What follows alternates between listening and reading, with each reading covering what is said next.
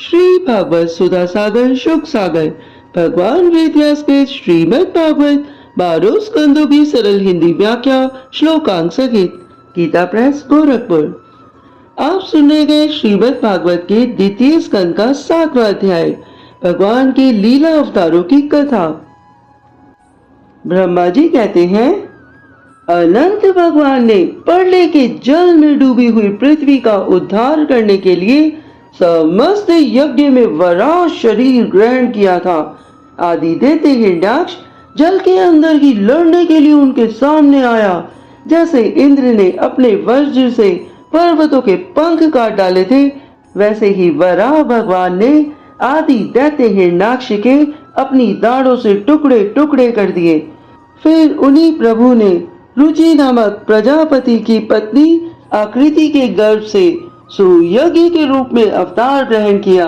उस अवतार में उन्होंने दक्षिणा नाम की पत्नी से सुयम नाम के देवताओं को उत्पन्न किया और तीनों लोकों के बड़े बड़े संकट हर लिए।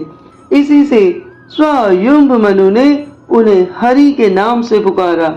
हे नारद, कदम प्रजापति के घर देव आहुति के गर्भ से 9 बहनों के साथ भगवान श्री हरि ने कपिल के रूप में अवतार ग्रहण किया और उन्हीं श्री हरि ने कपिल के रूप में अपनी माता को उस आत्मज्ञान का उपदेश किया जिससे वह माता इसी जन्म में अपने हृदय के संपूर्ण मल तीनों गुणों की आसक्ति का सारा कीचड़ धोकर कपिल भगवान के वास्तविक स्वरूप को प्राप्त हो गई। महर्षि अत्रि भगवान को पुत्र रूप में प्राप्त करना चाहते थे। उन पर प्रसन्न होकर भगवान ने उनसे एक दिन कहा कि मैंने अपने आप को तुम्हें दे दिया है। इसी से अवतार लेने पर भगवान का नाम दत्तात्रेय पड़ा। उनके चरण कमलों के पराग से अपने शरीर को पवित्र करके राजा यदु और सहस्र अर्जुन आदि ने योग की भोग और मोक्ष दोनों ही सिद्धियां प्राप्त की। हे नारद, सृष्टि के प्रारंभ में मैंने विविध लोकों को रचने की इच्छा से तपस्या की थी। मुझ ब्रह्मा के उस अखंड तप से प्रसन्न होकर भगवान श्री हरि ने तप अर्थ वाले और सन नाम से युक्त होकर सनक, सनंदन, सनातन और सनत कुमार के रूप में अवतार ग्रहण किया। इस अवतार में श्री हरि ने प्रलय के कारण पहले कल्प के भूले हुए आत्मज्ञान का ऋषियों के प्रति यथावत उपदेश किया, जिससे उन लोगों ने तत्काल परम तत्व को अपने हृदय में साक्षात्कार कर लिया। धर्म की पत्नी दक्ष कन्या मूर्ति के गर्भ से वह नर नारायण के रूप में प्रकट हुए। उनकी तपस्या का प्रभाव उन्हीं के जैसा है। इंद्र की भेजी हुई काम की सेना अप्सराएं उनके सामने जाते ही अपना स्वभाव खो बैठी। वह अपने हाव भाव से उन आत्मस्वरूप भगवान की तपस्या में विघ्न नहीं डाल सकी। हे नारद, शंकर आदि महानुभाव अपनी रोष भरी दृष्टि से कामदेव को जला देते हैं, परंतु अपने आप को जलाने वाले असहाय क्रोध को वह नहीं जला पाते। वही क्रोध नर नारायण के निर्मल हृदय में प्रवेश करने से पहले ही डर के मारे कांप जाता है। फिर भला उनके हृदय में काम का प्रवेश तो हो ही कैसे सकता है। अपने पिता राजा उदानपाद के पास बैठे हुए 5 वर्ष के बालक ध्रुव को उनकी सौतेली माता सुरुचि ने अपने वचन बाणों से भेद दिया था। इतनी छोटी अवस्था होने पर भी ध्रुव उस गलानी से तपस्या करने के लिए वन में चले गए। ध्रुव की प्रार्थना से प्रसन्न होकर भगवान प्रकट हुए और उन्होंने ध्रुव को ध्रुव पद का वरदान दिया। आज भी ध्रुव के ऊपर नीचे प्रदक्षिणा करते हुए दिव्य महर्षि गण उनकी स्तुति करते हैं। हे नारद, कुमार गामी वेन का ऐश्वर्य और पौरुष ब्राह्मणों के हुंकार रूपी वज्र से जलकर भस्म हो गया। वह नरक में गिरने लगा। ऋषियों की प्रार्थना पर भगवान श्री हरि ने उसके शरीर मंथन से पृथ्वी के रूप में अवतार धारण करके उसे नरक से उबारा और इस प्रकार पुत्र शब्द को चरित्रार्थ किया। उसी अवतार में पृथ्वी को गाय बनाकर उन्होंने उससे जगत के लिए समस्त औषधियों का दोहन किया। राजा नाभि की पत्नी सुदेवी के गर्भ से भगवान ने ऋषि देव के रूप में जन्म लिया। इस अवतार में समस्त आसक्तियों से रहित रहकर अपनी इंद्रियों और मन को अत्यंत शांत करके एवं अपने स्वरूप में स्थित होकर समदर्शी के रूप में उन्होंने जड़ों की भांति योगचर्या का आचरण किया। इस स्थिति को महर्षि लोग परमहंस पद अथवा अवधूत चर्या कहते हैं। इसके बाद स्वयं उन्हीं नारायण यज्ञ पुरुष ने मेरे यज्ञ में स्वर्ण के समान कांति वाले हयग्रीव के रूप में अवतार ग्रहण किया। भगवान का वह विग्रह वेदमय, यज्ञमय और सर्वदेवमय, उन्हीं की नासिका से श्वास के रूप में वेद वाणी प्रकट हुई। हे नारद, चाक्षुष मनवंतर के अंत में भावी मनु सत्यव्रत ने मत्स्य रूप में भगवान को प्राप्त किया था। उस समय पृथ्वी रूप नौका के आश्रय होने के कारण वह ही समस्त जीवों के आश्रय बने। प्रलय के उस भयंकर जल में मुझ ब्रह्मा के मुख से गिरे हुए वेदों को लेकर वह उसी में विहार करते रहे। हे नारद, जब मुख्य देवता और दानव अमृत की प्राप्ति के लिए क्षीर सागर को मत रहे थे, तब भगवान ने कच्छप रूप में अपनी पीठ पर मंदराचल धारण किया। उस समय पर्वत के घूमने के कारण उसकी रगड़ से उनकी पीठ की खुजलाहट थोड़ी मिट गई, जिससे वह कुछ क्षणों तक सुख की नींद सो सके। देवताओं का महान भय मिटाने के लिए भगवान ने नरसिंह रूप धारण किया। फड़कती हुई भौहें और तीखी दाढ़ों से उनका मुख बड़ा भयावना लगता था। हिरण्यकशिपु उन्हें देखते ही हाथ में गदा लेकर भगवान नरसिंह पर टूट पड़ा। इस पर भगवान नरसिंह ने दूर से ही उसे पकड़कर अपनी जांघों पर डाल दिया और उसके छटपटाते रहने पर भी अपनी नखों से उसका पेट फाड़ डाला। और हे नारद, बड़े भारी सरोवर में महाबली ग्रह ने गजेंद्र का पैर पकड़ लिया। जब बहुत थक कर गजेंद्र घबरा गया, तब उसने अपनी सूंड में कमल लेकर भगवान को पुकारा।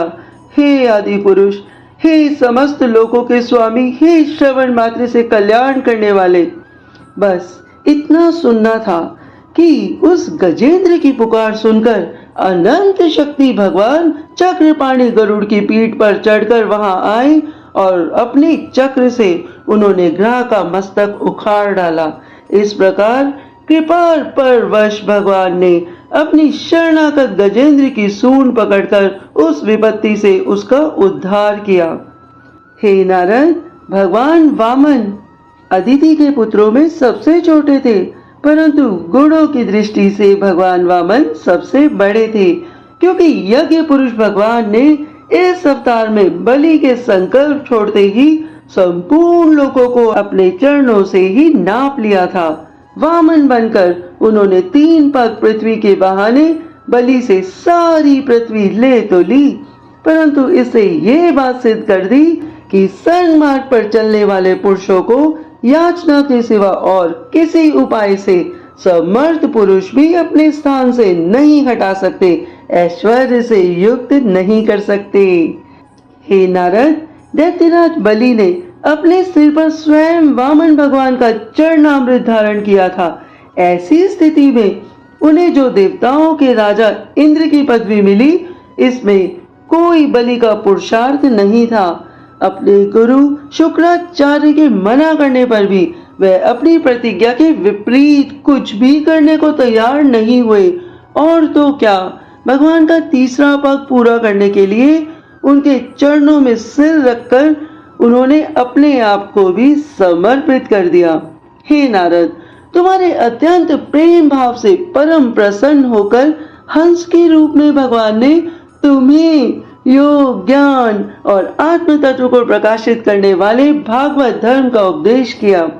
वह केवल भगवान के शरणागत भक्तों को ही सुगमता से प्राप्त होता है। वह ही भगवान स्वयं भू आदि मन मंत्रों के मनु के रूप में अवतार लेकर मनु वंश की रक्षा करते हुए 10 दिशाओं में अपने सुदर्शन चक्र के समान तेज से बेरोक टोक निष्कंटक राज्य करते हैं। तीनों लोगों के ऊपर सत्यलोक तक उनके चरित्र की कमनीय कीर्ति फैल जाती है और उसी रूप में वह समय समय पर पृथ्वी के भारभूत दुष्ट राजाओं का दमन भी करते रहते हैं। हे नारद, स्वनाम धन्य भगवान धन्वंतरी अपने नाम से ही बड़े बड़े रोगियों के रोग तत्काल नष्ट कर देते हैं। उन्होंने अमृत पिलाकर देवताओं को अमर कर दिया। और हे नारद, उन्हीं नारायण ने धन्वंतरी के रूप में अवतार लेकर संसार में आयुर्वेद का प्रवर्तन किया। जब संसार में ब्राह्मण द्रोही आर्य मर्यादा को उल्लंघन करने वाले नारकीय क्षत्रिय अपने नाश के लिए देववश बढ़ जाते हैं और पृथ्वी के कांटे बन जाते हैं, तब भगवान महापराक्रमी परशुराम के रूप में अवतीर्ण होकर अपनी तीखी धार वाले फरसे से 21 बार उनका संहार करते हैं। नारद, मायापति भगवान हम पर अनुग्रह करने के लिए अपनी कलाओं भरत, शत्रुघ्न और लक्ष्मण के साथ श्री राम के रूप में इक्ष्वाकु के वंश में अवतीर्ण होते हैं। इस अवतार में अपने पिता की आज्ञा का पालन करने के लिए अपनी पत्नी और भाई के साथ वह वन में निवास करते हैं। उसी समय उनसे विरोध करके रावण उनके हाथों मरता है। त्रिपुर विमान को जलाने के लिए उद्धत शंकर के समान जिस समय भगवान राम शत्रु की नगरी लंका को भस्म करने के लिए समुद्र तट पर पहुंचते हैं, उस समय सीता के वियोग के कारण बढ़ी हुई क्रोध अग्नि से उनकी आंखें इतनी लाल हो जाती हैं कि उनकी दृष्टि से ही समुद्र के मगरमच्छ, सांप और ग्राह आदि जीव जलने लगते हैं और भय से थर थर कांपता हुआ समुद्र झटपट उन्हें मार दे देता है। जब रावण की कठोर छाती से टकराकर इंद्र के वाहन ऐरावत के दांत चूर चूर होकर चारों ओर फैल गए थे, जिससे दिशाएं सफेद हो गई थी, तब दिग्विजयी रावण घमंड से फूलकर हंसने लगा था। वहीं रावण जब श्री रामचंद्र की पत्नी सीता जी को चुरा कर ले जाता है और लड़ाई के मैदान में श्री राम से लड़ने के लिए गर्व पूर्वक आता है, तब भगवान श्री राम के धनुष की टंकार से ही उसका वह घमंड प्राणों के साथ तत्क्षण विलीन हो जाता है। हे नारद, जिस समय झुंड के झुंड दैत्य पृथ्वी को रोन डालेंगे, उस समय उसका भार उतारने के लिए भगवान अपने सफेद और काले केश में बलराम और श्री कृष्ण के रूप में कला अवतार ग्रहण करेंगे। वे अपनी महिमा को प्रकट करने वाले इतने अद्भुत चरित्र करेंगे कि संसार के मनुष्य उनकी लीलाओं का रहस्य बिल्कुल नहीं समझ सकेंगे। बचपन में ही पूतना के प्राण हर लेना, 3 महीने की अवस्था में पैर उछालकर बड़ा भारी छकड़ा उलट देना और घुटनों के बल चलते चलते आकाश को छूने वाले यमलार्जुन वृक्षों के बीच में जाकर उन्हें उखाड़ डालना, ये सब ऐसे कर्म हैं जिन्हें भगवान के सिवा और कोई नहीं कर सकता। जब काली नाग के विष से दूषित हुआ यमुना जल पीकर बछड़े और गोप बालक मर जाएंगे, तब वह अपनी सुधामयी कृपा दृष्टि की वर्षा से ही उन्हें जीवित कर देंगे और यमुना जल को शुद्ध करने के लिए वह उसमें विहार करेंगे तथा विष की शक्ति से जीभ लपलपाते हुए कालिया नाग को वहां से निकाल देंगे।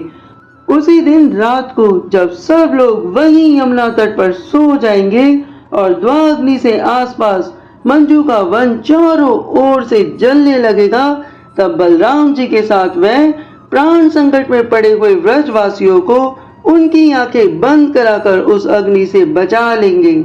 उनकी ये लीला भी अलौकिक ही होगी। उनकी शक्ति वास्तव में अचिंत्य है। उनकी माता उनके बांधने के लिए जो जो रस्सी लाएंगी वही उनके उदर में पूरी नहीं पड़ेगी, 2 उंगल छोटी ही रह जाएगी तथा जम्बाई लेते समय श्री कृष्ण के मुख में 14 भुवन देखकर पहले तो माता यशोदा भयभीत हो जाएंगी, परंतु फिर वह संभल जाएंगी। वह अपने पिता नंद बाबा को अजगर के भय से और वरुण के पाश से छुड़ाएंगे।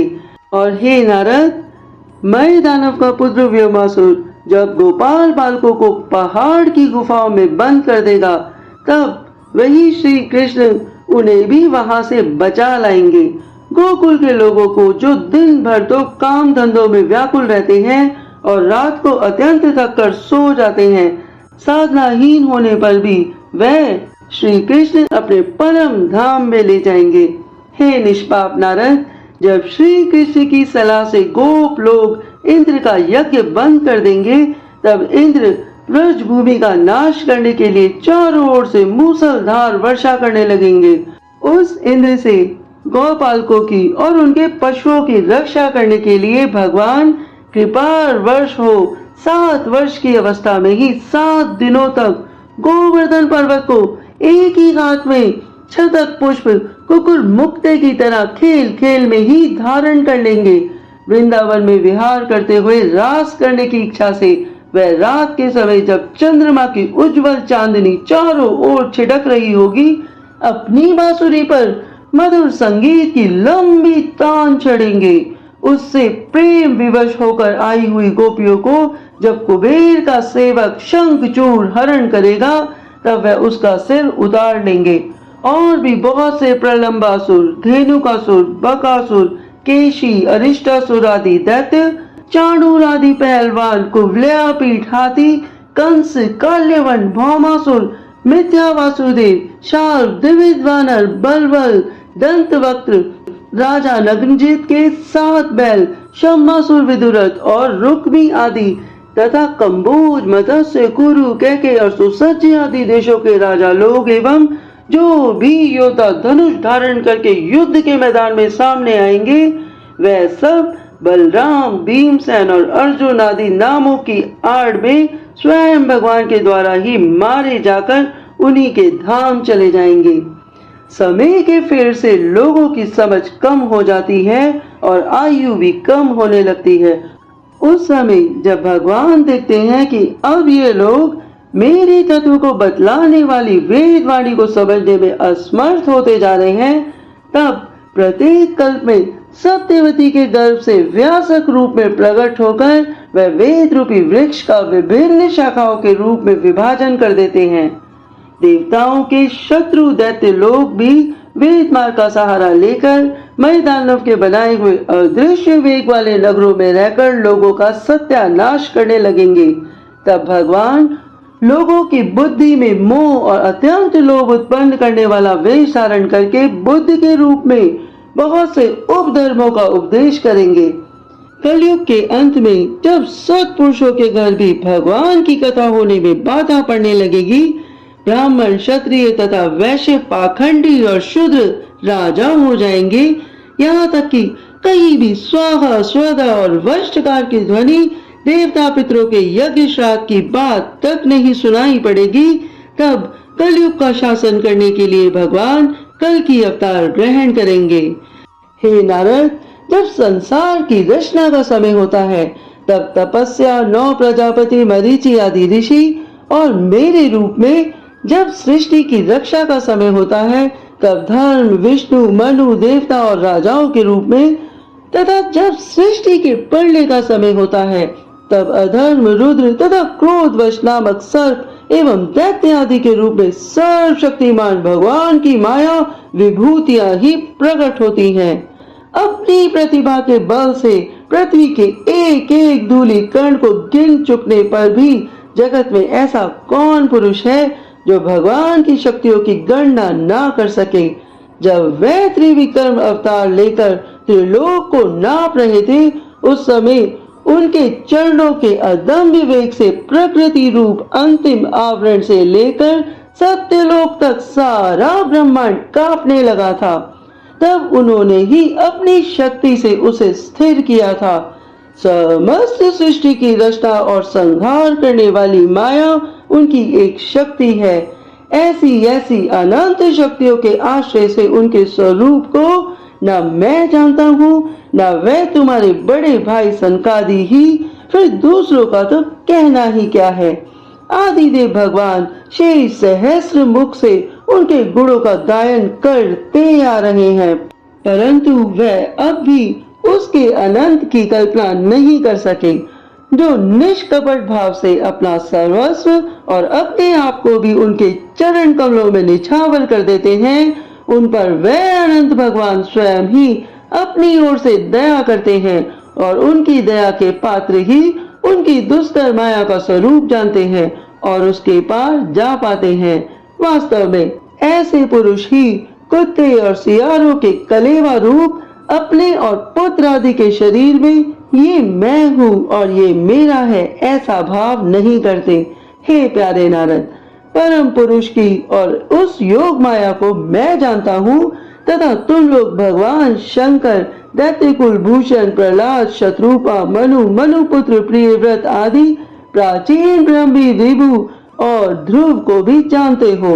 इनके सिवा इक्ष्वाकु, पुरुरुवा, मुचुकंद, जनक, गाधी, रघु, अम्बरीश, सगर, दय, ययाति आदि और मानधाता, अलर्क, शतधन्वा, अनु, रंतिदेव, भीष्म, बलि, अमृत्र, दिलीप, सौभरी, उतंक, शिबी, देवल, पीपलाद, सारस्वत, उद्धव, पराशर, भूरिशेन एवं विभीषण, हनुमान, शुकदेव, अर्जुन, आष्टिशेन, विदुर और श्रुतदेव आदि महात्मा भी जानते हैं। जिन्हें भगवान के प्रेमी भक्तों का स्वभाव बनाने की शिक्षा मिलती है, वे स्त्री, शूद्र, हूण, भील और पाप के कारण पशु पक्षी आदि योनि में रहने वाले भी भगवान की माया रहस्य को जान जाते हैं और इस संसार सागर से सदा के लिए पार हो जाते हैं। फिर जो लोग वैदिक सदाचार का पालन करते हैं, उनके संबंध में तो कहना ही क्या है। परमात्मा का वास्तविक स्वरूप एक रस, शांत, अभय एवं केवल ज्ञान रूप है। न उसमें माया का मल है और न तो उसके द्वारा रची हुई विषमताएं ही हैं। वह सत्य और असत्य दोनों से परे है। किसी भी वैदिक या लौकिक शब्द की वहां तक पहुंच नहीं है। अनेक प्रकार के साधन से संपन्न होने वाले कर्मों का फल भी वहां तक नहीं पहुंच सकता, और तो क्या स्वयं माया भी उसके सामने नहीं जा पाती, लजाकर भाग खड़ी होती है। परम पुरुष भगवान का वही परम पद है। महात्मा लोग उसी का शोक रहित अनंत आनंद स्वरूप ब्रह्म के रूप में साक्षात्कार करते हैं। संयमशील पुरुष उसी में अपने मन को समाहित करके स्थित हो जाते हैं। जैसे इंद्र स्वयं मेघ रूप से विद्यमान होने के कारण जल के लिए कुआं खोदने की कुदाल नहीं रखते, वैसे ही वह भेद दूर करने वाले ज्ञान साधनों को भी छोड़ देते हैं। समस्त कर्मों के फल भी भगवान ही देते हैं, क्योंकि मनुष्य अपने स्वभाव के अनुसार जो शुभ कर्म करता है वह सब उन्हीं की प्रेरणा से होता है। इस शरीर में रहने वाले पंचभूत के अलग अलग हो जाने पर जब ये शरीर नष्ट हो जाता है, तब भी इसमें रहने वाला अजन्मा पुरुष आकाश के समान नष्ट नहीं होता। हे बेटा नारद, संकल्प से विश्व की रचना करने वाले षडेश्वर्य संपन्न श्री हरि का मैंने तुम्हारे सामने संक्षेप में वर्णन किया। जो कुछ कार्य कारण अथवा भाव अभाव है, वह सब भगवान से भिन्न नहीं है। फिर भी भगवान तो इससे पृथक भी है ही। भगवान ने मुझे जो उपदेश दिया था वह यही भागवत है। इसमें भगवान की विभूतियों का संक्षिप्त वर्णन है। तुम इसका विस्तार करो। हे नारद, जिस प्रकार सबके आश्रय और सर्वस्वरूप भगवान श्री हरि में लोगों की प्रेममय भक्ति हो, ऐसा निश्चय करके इसका वर्णन करो। जो पुरुष भगवान की अत्यंत शक्ति माया का वर्णन या दूसरे के द्वारा किए हुए वर्णन का अनुमोदन करते हैं अथवा श्रद्धा के साथ नित्य श्रवण करते हैं, उनका चित्त माया से कभी मोहित नहीं होता। अभी आप सुन रहे थे श्रीमद् भागवत महापुराण के द्वितीय स्कंद का 7वां अध्याय, और हम सुनेंगे 8वां अध्याय राजा परीक्षित के विविध प्रश्न आगे। आप सभी ने श्रीमद् भागवत के भक्ति रस में जो गोता लगाया है, तो आपके अंदर बैठी आत्मा, आपकी ऊर्जा शक्ति को मेरा बार बार प्रणाम है। भगवान श्री हरि आप सभी का मंगल करें।